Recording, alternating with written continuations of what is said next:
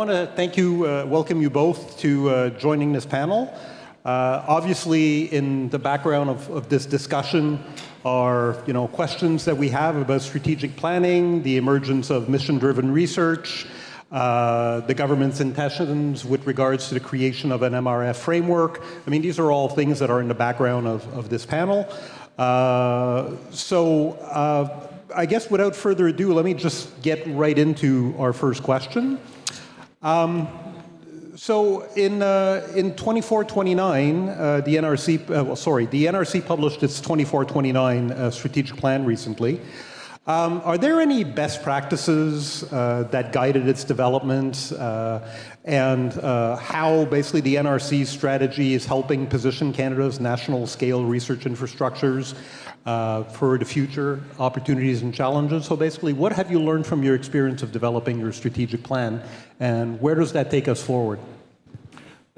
Thanks very much for having me here today and for the kind invitation, Sylvain, and félicitations on your new role, ex-NRC, just saying. So I would say I was a beneficiary of the strategic planning process that was well underway when I joined. In fact, Ian Stewart sent me a text, said, oh, we have a new strategic plan and you'll get to take a look at it. And I don't know, I got to choose the cover or something. But what I found I recognized, because of course, I've been at NRC in 2021 when Ian was running the vaccine rollout for Canada. And I'd say best practices, and I'll say this humbly, because these are complicated things, and I don't know, you always do your best, and I don't think you achieve perfection. But I think in an organization such as ourselves, and it applies, of course, broadly across all science infrastructure for a country, you don't have sort of one unifying answer to the question, because we have 12 research centers. Each of them express their own identity in a very unique way, and they're not the same. I'm sort of managing a fairly large conglomerate of different things that need to be managed differently, number one. So really there's a strong engagement at the research center level where they had their own form of their strategic direction and priorities that they worked on.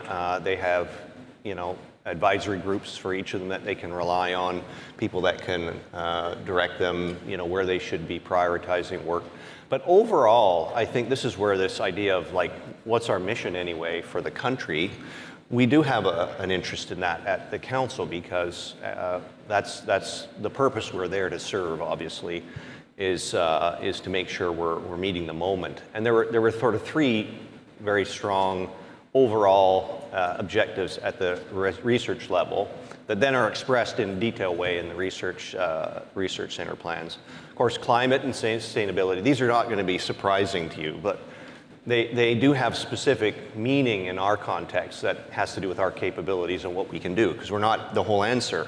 That's the other part. We so humbly say we're not the whole answer, but we want to be able to work with others and collaborate to get more done together. So climate and sustainability, and really that's obviously all sorts of things, but it has a lot to do with the transition of our major industries, our advanced manufacturing industries, from the old carbon-intensive version to a new low-carbon net zero version. And so that plays out in automotive and aerospace and other things that are important, particularly because NRC's had a long-standing role and interest in working with those industries. The second key objective is digital and quantum technologies, is because they have such a transformative impact on everything, and they're platforms that unlock potential for Canada, but they also need to be done in a careful way.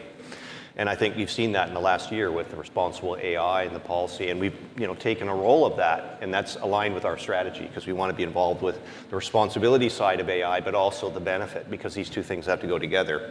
And then, of course, quantum technologies, which is something that's a long-term effort for Canada that we've been investing in, and the NRC's doubling down and focusing on that. And in fact, we even reframed part of our research enterprise to create a quantum and nanotechnologies research center for the first time ever at NRC, focused on that goal.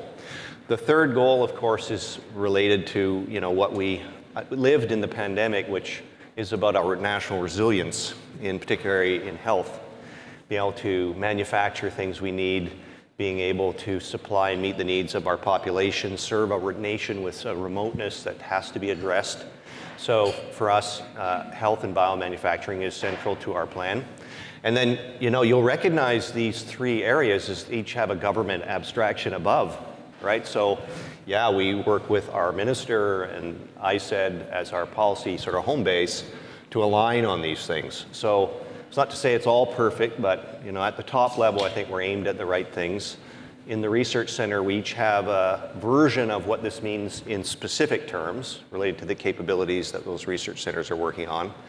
And then last, and I don't want to say least, but is important that the NRC kind of has some jobs assigned to it that are unique. And they're like can't miss. So they have to be, we have to do work at a level of global excellence, and we have to do that work. And one, of course, is being Canada's Centre for Measurement Science. So metrology's in us, and it's always there. It's in our act. It's foundational. And second, of course, is our role in astronomy, particularly the outward-facing, connecting with our international astronomy network of capabilities in the world, and helping our community in Canada be as strong as it is, of course, and it is globally excellent. And we're hopefully part of maintaining that and growing that for Canada. So all of that is really our strategic plan in a nutshell, underpinning it, research excellence, organizational excellence, all kinds of things, good governance, which matters a lot. I couldn't say that enough. And we've been through that this year. We're on the business innovation side, bringing in the Sustainable Technology Canada organization and staff this year. And it's premised on the fact that we can safely manage and responsibly manage the programming for clean tech in a way that will meet the highest standard of probity and transparency.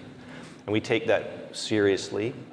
Like we've been around for over 100 years because people let you stay around. And these days, you shouldn't take that for granted. You need to make sure you're maintaining the foundation, the core governance, ethical foundation of how the organization works. So anyway, the strategic plan seemed like it was sensibly aligned when it came out. I would say now, though, the ambition we need to have in that plan, particularly as to resilience, which I think is the topic that everyone's talking about at coffee. That's the polite way to say the topic we're talking about. I think we need to do more, but I also know it's not going to be just us. So we're all running important infrastructures, research, we're supporting talent development, scientific excellence, all the things that go with it. But we need a whole country mobilization on all these fronts to really fully take advantage of what's before Canada and actually what we need to respond to as well, given the circumstances we're in. Anyway, that's my little opener, so hopefully that's helpful. Thank you very much for those opening remarks. Very many thoughtful elements in there.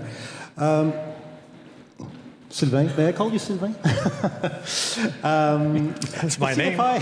You just did. The CFI has historically made its investments through a bottom-up approach. We know that through our funding competitions, institutions approach us. And through competitive processes, we make those decisions. So how will the CFI address the new governmental priorities that are coming out in its strategic directions? Good day, everyone. The CFI does have a strategic plan, Mitch, 23-28. I had a chance to review this plan more than once during the interview process, which was not too long ago, and more recently, with a different set of lens. I shall remind everyone in the audience that the CFI, when it was created back in 1997, that we were meant to be a sunsetting organization, right? 28 years later, okay, we're entering our 28 years, the federal government has invested in us over $11 billion in research funding. And because of the model that we're funding, institution, the CFI, it has leveraged about $26 billion in all kinds of infrastructures across the country. The word that you talk about resiliency, Mitch, agility is important. We have evolved quite tremendously at the CFI. The first program that came through, as you will recall, was the IF, the Innovation Fund, and the GELF program. And in those days, there was $0 attributed to operation funds. You listen to your community, this is what we're doing today, and we have evolved over time. So agility is important. How do you change the way that you're doing business? So in 2010, we've introduced the college funds, In 2012, the MSI programming was created. In 2016, the Cybersecurity Infrastructure Fund was created until the Digital Research Alliance of Canada was created, and more recently, the Northern Fund in 2024. So as you can see, we have evolved over time, listening to the community at large, listening to the federal government. And remember, right, my role is not only to talk to the federal government, but also to bring on board the 10 provinces that we have, and the Northern Territories as well, of course. So that's an added challenge that we have to play with, and this is a challenge that I think we all share, because you have to go and talk to those stakeholders. So the importance of listening to our community is key. Recently, I know you all know this, the federal government has sent us I like to call it the mandate letter, to start looking at the way that we're going to be migrating some of these MSIs into what we call major research facilities across the country. So we're pulling out 6 of those and looking at a framework approach that we can look into looking at a portfolio of these facilities. And also the life cycles, the start, the middle, and the end of these infrastructures. So this is the evolution that the CFI is bringing into the mix. So whereas we started with zero operating fund back when we were created, we migrated to 30% of operating fund. And now we're more like 45%. Why is that? Because we're listening to the community at large. Okay, is that enough? Something for us to discuss, right? So we're going to be talking with the federal government to see how far we can push the envelope, because the communications with the provinces is such that there's some challenges in keeping these operations of these large major research infrastructure. So yes, bottom-up approach. By the way, yesterday was the deadline for the IF. I hope that everybody is happy with the product that you were able to produce, at least the institution that is. And a couple of years ago, there was a call for coordination amongst the Tri-Council and the CFI, what we call the CBRF brief, mission-driven. Okay, so that's something different for us, right? How do we respond to these mission-driven component? So the BRIF was the Bioscience Research Infrastructure Fund. And if I had one wish, and that's a question that I would like to ask the audience, is how would you like to see CFI and yourself contributing to this mission-driven type component that will be looked at, or that will be imposed maybe by the next government that we will have? Okay, something for you to ponder with, to consider. I will leave it at that for now, Michael. Thank you very much. Sylvain asked a question, and just a reminder that there are 2 microphones in the room. If you would like to engage with Sylvain on the question he just asked, or anything that you hear, feel free at the appropriate times to use those microphones. On va passer à la question de la nature des investissements. Donc, au Canada, le financement public des infrastructures de recherche doit trouver un équilibre entre l'investissement dans de nouvelles installations et le maintien des installations existantes. Comment est-ce que la FCI gère cet équilibre nécessaire dans le financement de ce qui existe, mais ce qui est à venir? So, in Canada, public funding for research infrastructures must balance investment in new facilities and maintaining existing ones. How does the CFI try to find the balance between those 2 important investments? Merci pour la question. Donc, comme Mitch l'a mentionné auparavant, j'ai eu l'opportunité de contribuer à plusieurs établissements.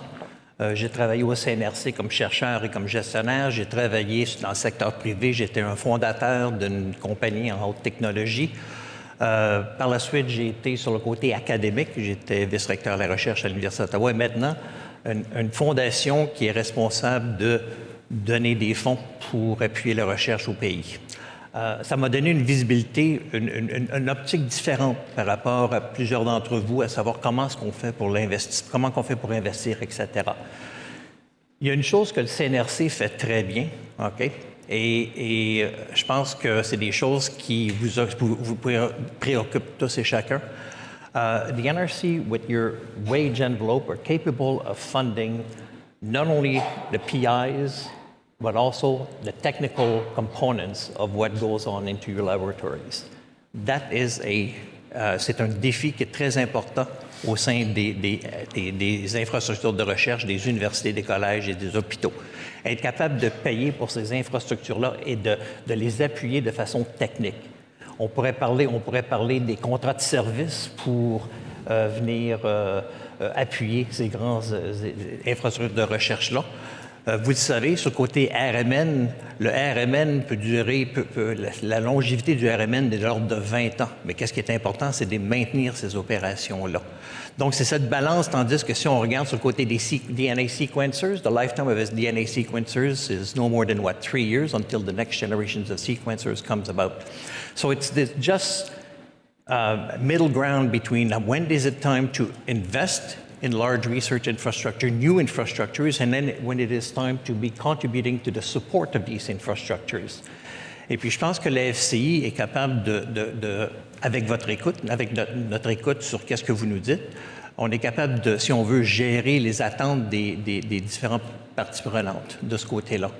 Donc, vous le savez, dans la dernière demande qui était due hier sur le côté du Fonds d'innovation 2025, on a mis 3 volets, dont le 3e volet sur les plateformes technologiques, Core Facilities, which is so important for many of your researchers, but also many of your stakeholders, and I will include industry in this. I was once, as I said earlier, a member of the private sector, and if it would not have been of the ability to go and tap into these core facilities, no way this company would have been created.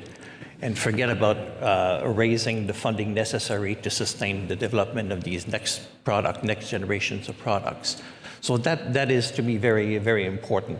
So c'est cette évolution-là qui est importante, à savoir comment est-ce qu'on fait pour appuyer les différentes infrastructures et cette balance-là. Moi, de la manière que je vois ça, avec le nouveau mandat qui nous a été donné par le gouvernement fédéral, regardez le framework of these major research facilities, it will give us an opportunity, I think, to reopen the whole file of the MSIs and how can we best support the balance between new infrastructures and maintaining the infrastructures that we have. So to me, that's key.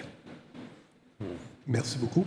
So on that theme, Mitch, avec 962 millions de dollars alloués dans l'énoncé économique de l'automne 2022 pour la modernisation des installations et le financement continu de 121,1 millions de dollars, désolé pour tous les chiffres, le CNRC a dû prendre des décisions stratégiques importantes pour établir ses priorités en matière d'investissement.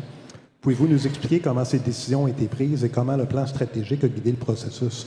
So just to summarize, NRC received quite a bit of funding through the 2022 Fall Economic Statement for Facility Modernization and ongoing annual funding.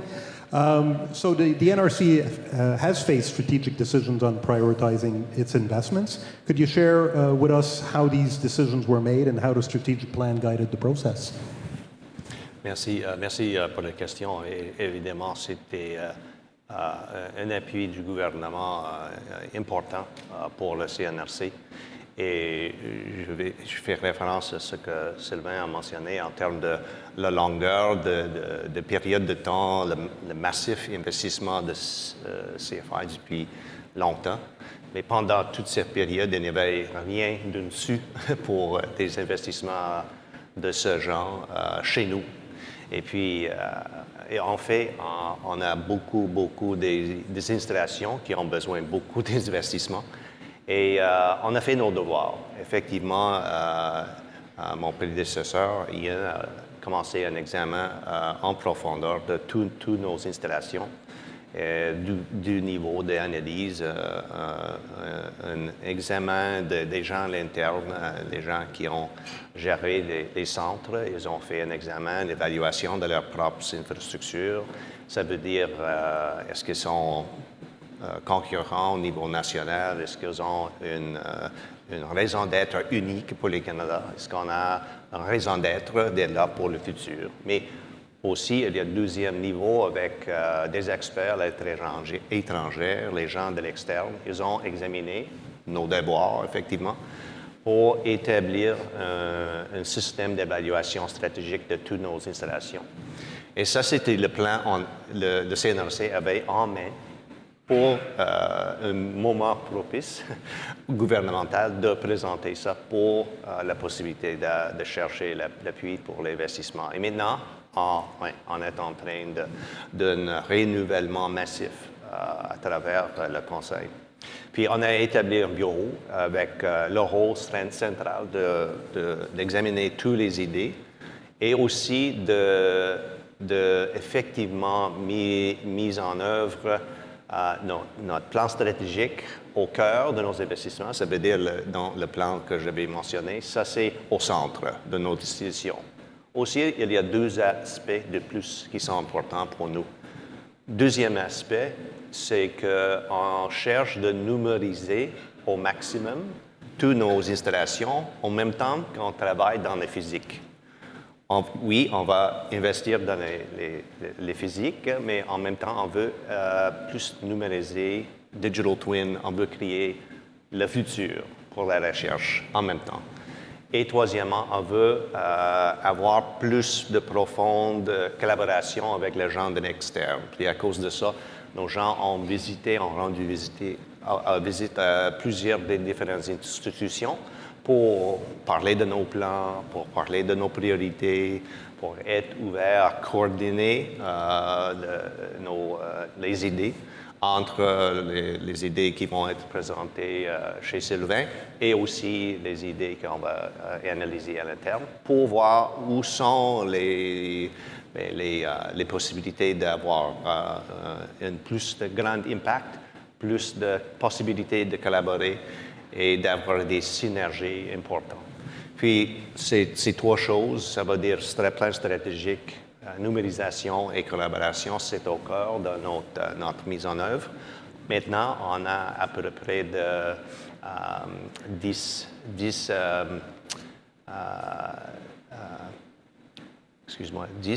projets en cours et on a une deuxième ronde qui va être examinée à l'automne. Et probablement, c'est dans ce deuxième round-là, on va avoir plus des idées qui ont un aspect qui touche toutes les institutions de recherche à travers le Canada, qui vont planifier avec nous et puis on peut créer d'autres discussions importantes pour le Canada à cause de ça. Puis c'est une occasion importante et effectivement aussi, c'est beaucoup de gestion. Et on est conscient de l'importance de l'investissement, effectivement la confiance que le gouvernement nous a fournie et on va vivre les marchandises, effectivement, avec tout ça. Puis, merci.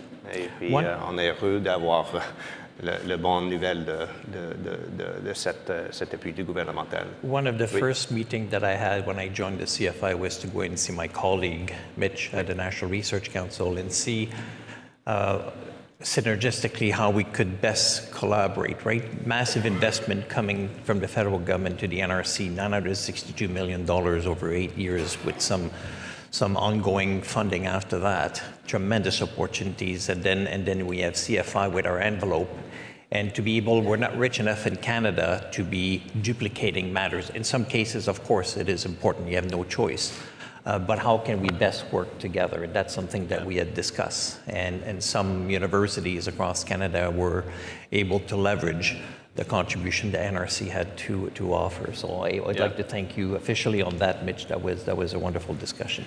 Yeah, and it's not a new idea. Like I've been in research centers where CFI infrastructure is sitting on our floor. Yep. Vice versa. So it works well. And it actually affords the opportunity to maximize some of our technical talent and our ability to be there long term and so on.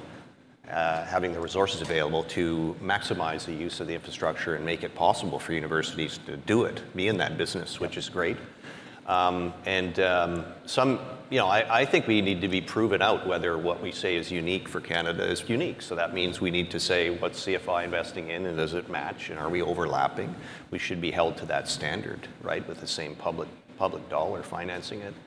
Just, projects, we also want to be really open where we're creating platforms. We're renewing platforms that are kind of old. So we have a plane, which is an altitude research facility, which you do amazing environmental research in, but it's a little long in the tooth. So we're going to invest, one of our biggest projects this year is to acquire the plane that we're going to use to replace our old plane. And we opened it up to universities, international partners, industry, to bring them into the process so that we can influence, not just the plane, yes, but actually what are you going to put on it? What equipment are you going to put on that? What sensors? What's the kind of capability we need to do the research that has been supported by NRC with our old plane for many years? So, and there are many instances of that exact same thing happening. I'll stop now, but I can gush because there's lots to talk about. We have a great partnership with the University of Toronto in Craft on microfluidic devices, and it works just like Sylvain said. So we've got a small installation on campus where we've got equipment there, we've got our people, we maintain it, we're running it. Students are in there, PIs from university are in there. We're working with the hospital on actual clinical work, and then in Boucherville we've got sort of this industrial scale set of equipment that we're actually going to renew the investment in as part of our major investments. And all of this is to create a chain of value to get from the idea stage, the testing stage, the research stage, to where can it be industrialized? Can we get the unit cost of whatever thing we've dreamt up to be reasonable so you could produce it? And then can we bring industry around that so they can go, okay, this is how I can vector my business from here to there by making these kinds of devices. So that's the sort of complicated thing you need to do. You need to be prepared to knit these things together and not look like there's one answer. But it's working because the relationships are good, the capability's there, and the will is there. And we renewed the arrangement with the University of Toronto just as I was coming to the NRC. And when I went there to meet with everybody, the energy from where it started to where it is now, it's just kept going up. And you can see this is worth investing in. And maybe we can go off script for a second, Michael. Is that all right? I'm already well off the script. So am I. But excuse me. So one thing that, as I mentioned earlier, Mitch, right? I mean, most of the programs that we have at the CFI is really more bottom-up type approach, right? I mean, applications comes through, and there is, scientific reviews, et cetera, et cetera. Yeah. Recently, the federal government imposed on the Tri-Council and the CFI this new. In response to the pandemic preparedness, this new CBRF BRIF program, as I talked about, right? I mean, the NRC historically has also had to respond to the calls from the federal government. I mean, you have some instances where you have bottom-up type research endeavors being taken care of. But really, NRC, from what I understand, is very much also looking at a top-down approach or a mission-driven approach, right? I mean, the word capstone has not been mentioned at all today, and maybe it won't, okay? But this is something that is preoccupying us. How are we going to respond to this mission-driven programming? I mean, you've done this over the years at the National Research Council. I'm aware of that. Yeah, maybe just a couple things on what you've said, because this is more fun than solving the script. So, I wouldn't. I mean, as I think about the NRC, we don't over-rotate on its top-down, because I would have a lot of unhappy researchers on my hands if that was how the place was run, right? So when I talk about the work with U of T and microfluidics, well, this is really something that was born in the Medical Devices Research Center, and really their design, and they schemed it out. And so there's a lot of collaboration at the research level. Perfect, great, because they actually have to figure out who they want to work with, and they decide that. But it's the power to be able to also apply a driven lens and then to execute on it as an organization, where you sort of really say, we're going there, and then you do align and make it happen. And you kind of oscillate between that bottom and top. Yep. And you try to manage that in a way that's, acceptable. The other thing is the times you're in have everything to do with where you are in that oscillation. This is why I come back to my theme about the times now where we're all kind of figuring out what we need for ourselves. We gotta reimagine that. Like if we're building a nation too, well then it's a together thing. It's what are we doing together? And you do have to turn down the channel on me a little, and us has to become more loud. NRC is also a byproduct of times when it was totally like that. Like if you think of a World War, like NRC's, you know, a lot of the great things that moved forward and became capabilities that are still there today are from that time. Yeah. That's, I mean, the ultimate, in a sense, of mission, existential risk to your society, the globe, what we're trying to do as a country to respond. And in COVID, we mobilized like that too. Canada's economy and the industrial state, the state of industrial development is such a call to me when I look at where we are and where we need to be based on our ability, based on our ambition, our people, and what our expectations are to care of the population. That is the same sort of call. So, like, we'll align around that, but of course, you know, we also have to connect it in and make it make sense to everybody in their place too. You know, it's not like dictating. But, you know, it's time to lead, so we can all play our role in that. Okay. All right. Thank you. There's an opportunity if anybody in the audience would like to engage on this conversation that has gone off script. Yeah, we've set up some people that are now going to come. So they're all coming to the mics now. It's all been thought through in advance. For those who may not know you, would you like to introduce yourself, please? Sure. So I'm Nigel Smith. I'm Executive Director and CEO of Triumph, which is one of the infrastructures that was established in the 60s. I'd like to link a couple of the things that you've been talking about, the major research facilities and the mission-driven strategic approach. And one thing that perhaps to highlight there is scale. The sort of time scale that we need to build large-scale facilities and the resource funding. You know, it can take a decade, take longer than a decade to build a really large-scale facility which can have multiple uses like Triumph. Do we need a national research strategy, infrastructure strategy in the way that we really need a national science strategy? Do we need to be able to link the science that we want to do, the mission, with the research infrastructures that are needed to deliver that mission so that we can maintain momentum over a period? So I'll take this one, Nigel, if I may, right? Maybe Mitch would like to complement my answers, right? I mean, the fact that the federal government have recognized the power that exists in this room at the MSI level and be able to extract 6 of those facilities, which I hope will be expanding. I know that Triumph will be coming on wave 2, probably, and others, right? It gives us this opportunity to come up with this national research facilities that we have. So I'm very optimistic that this is where the federal government wants to go. We're one of the nations that should have that a long time ago. We're not there yet. I know it was introduced or it was talked about over 20 years ago, right? So what have we done since then? So I agree with you. I think, but I think the visibility is there now. I think there is political power to making changes, and our role, our collective role, as my initial speech this morning, right, is we all do this together and tell your story, tell your success stories. That's going to be important.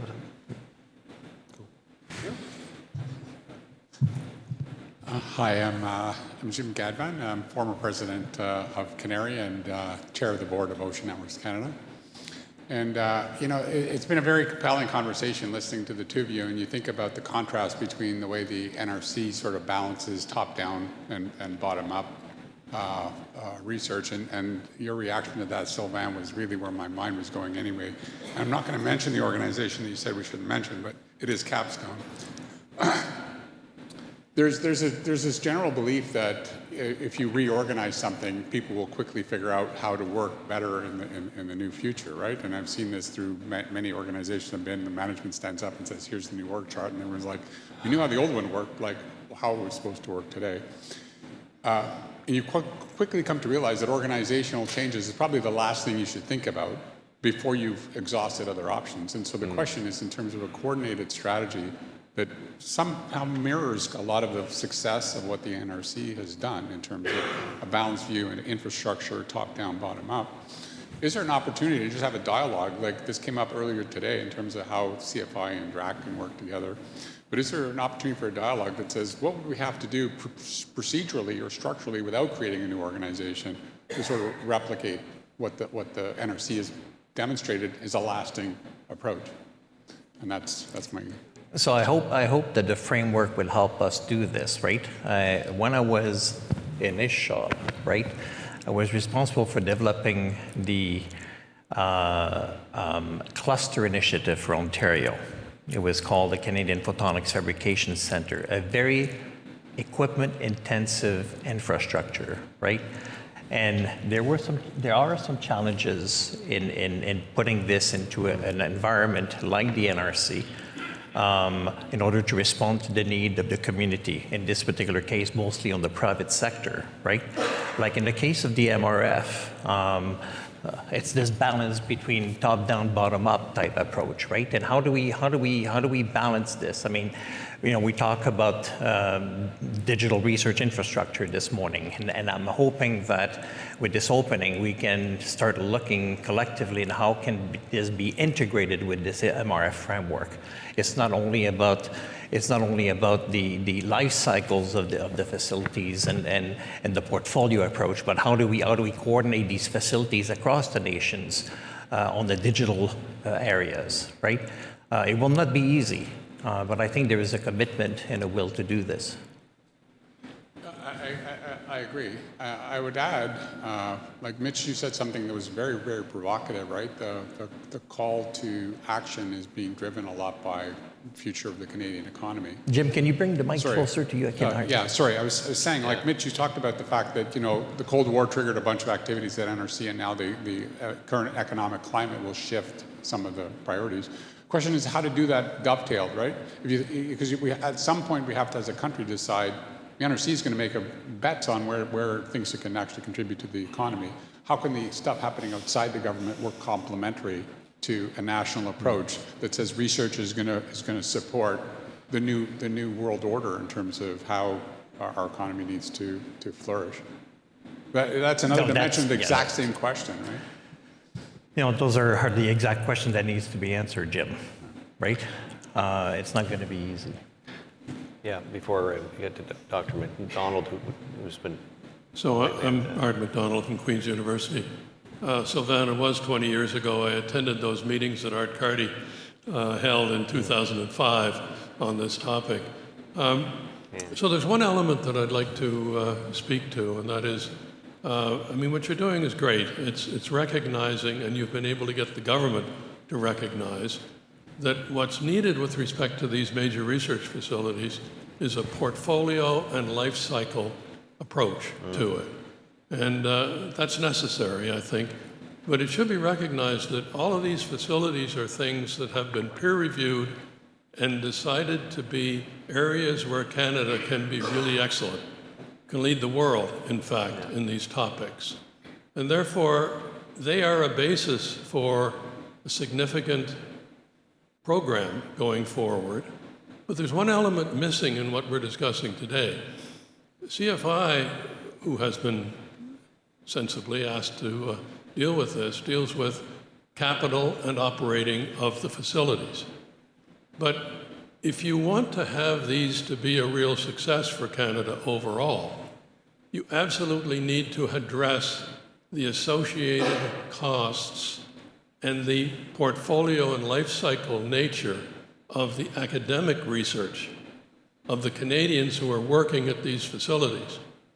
If you don't do that, if you don't recognize that you need to have a step up or a designation of the sorts of support that the councils give to these facilities, then you're not going to have Canadians working and leading things at the facilities. You're going to be providing facilities for the rest of the world where potentially you might have not enough support for Canadians to be leaders at the facilities.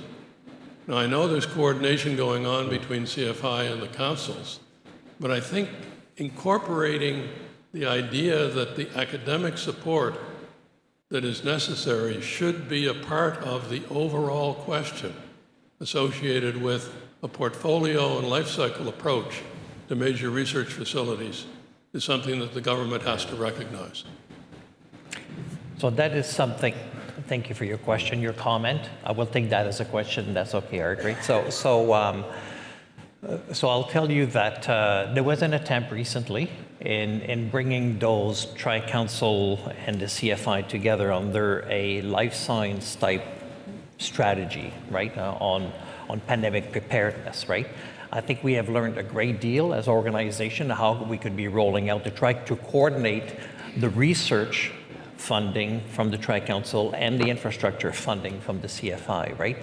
So that's something that we've heard in spade in the What We Heard report, right? I mean, what the Tri-Council received, they asked the community to provide some letters in response to the Bouchard report, etc., right? And better coordination between the CFI and the Tri-Council is something that has come up. Is it necessary for the CFI to be part of this new entity? Not necessarily, okay? The different model for funding maybe stops us from full integrations of these things. But that's something that I take seriously.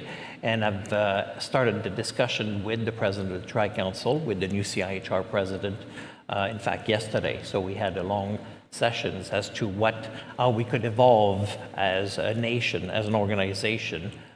You know, there's the CRCC. How do we make the CRCC more functional? Not to say capstone, but the CRCC more functional in order to do exactly what you're saying, Art. So that's something that is already being discussed amongst ourselves. That's great, and there's excellent peer review done on individual projects by NSERC and the other agencies.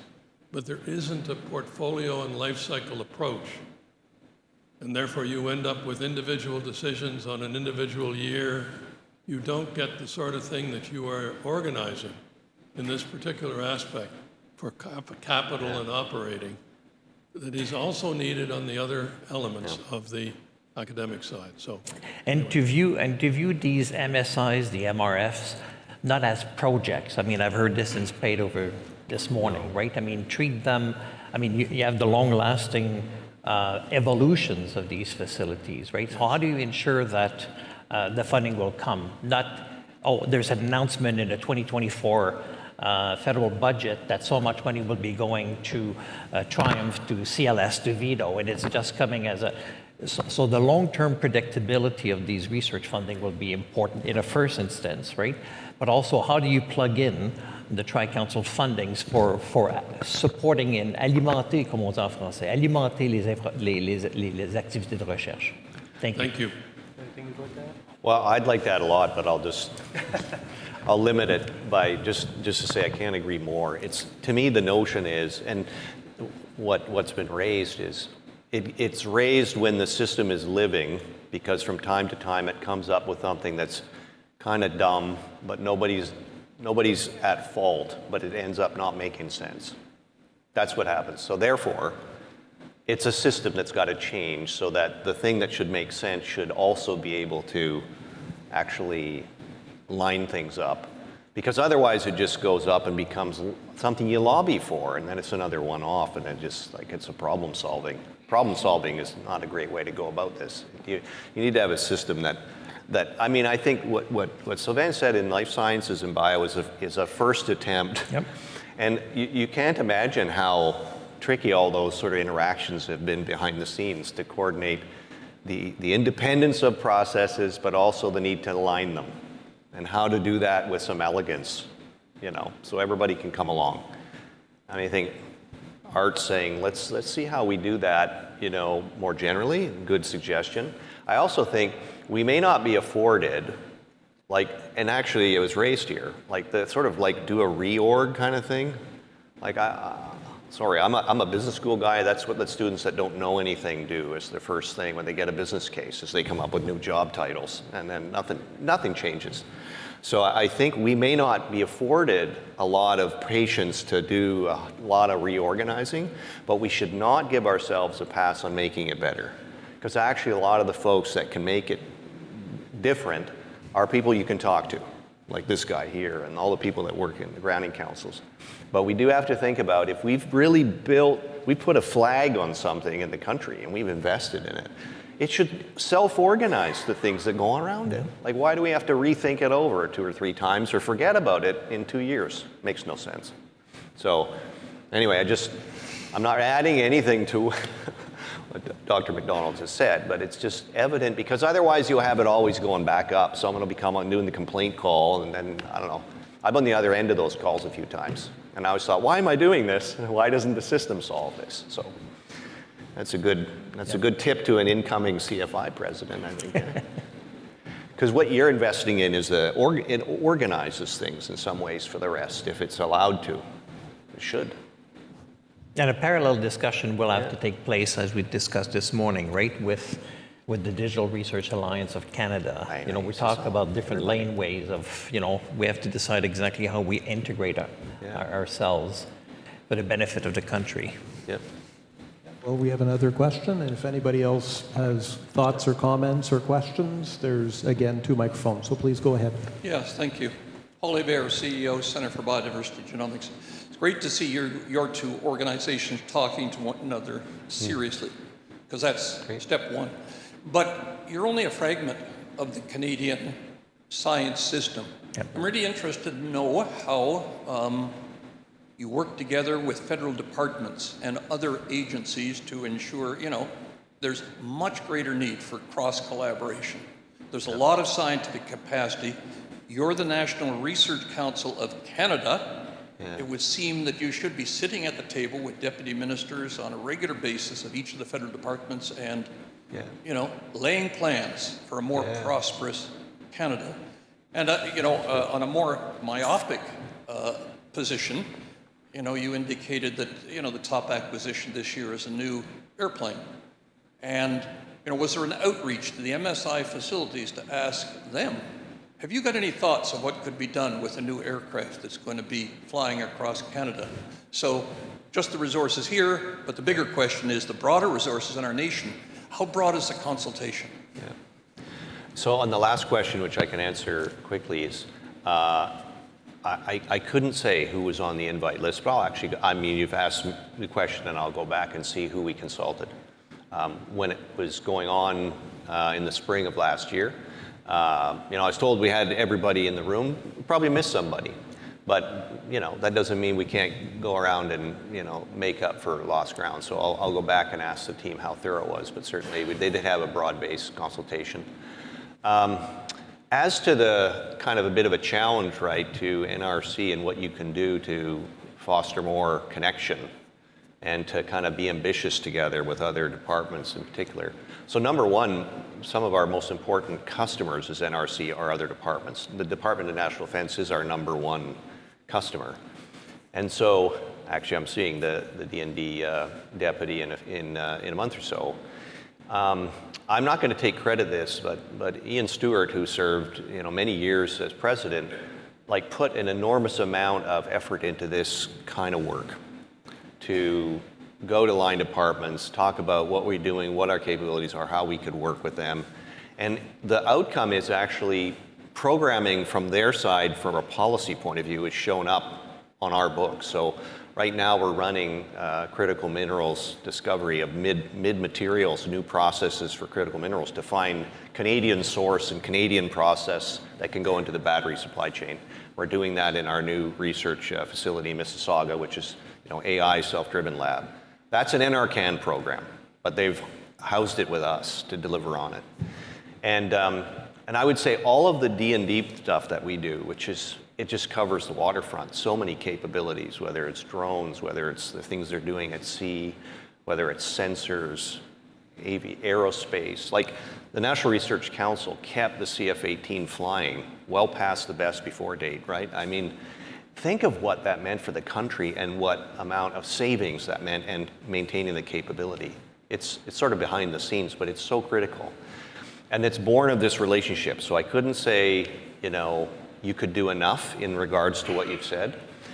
I now say, and I'll sort of maybe mildly share my brief for the March meeting, if we're talking about this serious defense industrialization and investment, if we don't build Canadian industrial capability at the same time and integrate that from where we have great research strength and great ideas, which we have a lot, we'll miss, you know, this moment. We may have met the numbers, but you can do that in many ways. And I mean, I won't say what the alternatives are here, but there are other ways you can go about increasing spend, but the question is, what will you build that endures? And I think that's the kind of thing we, as NRC, I can bring that to my colleague and talk about it. The other thing is I can say, I've got 10,000 companies every year that touch us through IRAP. Like IRAP was this neat idea 78 years ago or whenever it started, this small little upstart thing. It's now on dollar terms as big as the research budget of the NRC. And it's 10,000 points of light into our best entrepreneurs. Almost every one of them make it into something. Now the question is, can they go further? And they need to, because we need to build industrial capability in our country from SMEs. Well, that's not easy to do. So you've got to line up everything you possibly can on the game board to help make that happen. And that includes government being aware of them and making full use of their capabilities and taking some of those risks to grow them, to become part of your needs, your solutions. NRC's done this a bit itself with this program that I worked on with a colleague sitting out in here, Innovative Solutions Canada, which is a different name for trying to do SBIR in Canada. Everyone always says, we need to do SBIR, and actually, well, we have a different name, but we've tried it. It's damn hard to do, to get departments in the mindset, I should buy innovation, I should take risks and give money out. The NRC has not had a hard job with this. We've used this instrument like crazy. I mean, I walk the labs, and I'll see gear, like doing metal forming, actually building plankton in these new machines from a company that's on Vancouver Island. We've bought their technology, put it in our labs, and we're putting it through its paces. And what's the company get? Well, it was used by the NRC. 2, it gets the credential of us actually using it for science and demonstrating it works. That's a winning deal between us and them. We can do that across all science agencies as far as I'm concerned. And that would help us out a lot. So anyway, thanks for the question. I mean, you kind of went into an area that means a lot to me, but we have to do more on it. And it means a lot to me as well. Thank you for your questions, right? So there is a role for the CFI to actually reach out to the other science-based ministries, departments, right? It's, music to my eye when I go to ONC and they say, oh, DFO is a stakeholder in what we do. You go to VIDO, they're at PHAC today. This is stakeholders. I mean, you go to the accelerator mass spectrometry here in Ottawa, it's bang on in what NRCan's mandate is. I mean, I could go around the MSIs and there's connectivity that reaches out to all of these departments. It is going to be my role to making sure that we make these connections, and your role to reach out to these individuals and say, by the way, look at the core facilities that we have, look at the infrastructure that we have, look at what we can bring to your organization. So thank you for the question. It's important to me. Okay, well, we have about 10 minutes, so unless there's any other audience questions, there is one more. And again, there's another free microphone over here. So my name's Pauline Girard. I'm with the Experimental Lakes area. We're one of the newer MSI facilities. And I think we feel quite new, even though we've been around working on whole ecosystem science on freshwater for over 50 years. I guess my question to you, I really appreciate this conversation. And I mean, I'm a new ED, just appointed actually this week. So I'm trying to kind of figure out where we fit in. And I appreciate the kind of larger strategic thinking. I'm wondering your advice to me as a facility in terms of, you say, tell our stories. I feel like we're in a time of political context where politics is changing based on people's emotion as much as the science that all of us are putting out. And so I wonder if you have advice, in addition to going to the political networks that you were just talking about, where else do you want us to tell our stories? How can we support you in bringing in, this kind of big thinking and money for science across Canada? So each MSI has its own stories to tell, right? So provincial level, I talk about MPPs this morning and MPs and your stakeholders at large, right? And we're happy to help you tell the story if you have not yet articulated what it should be.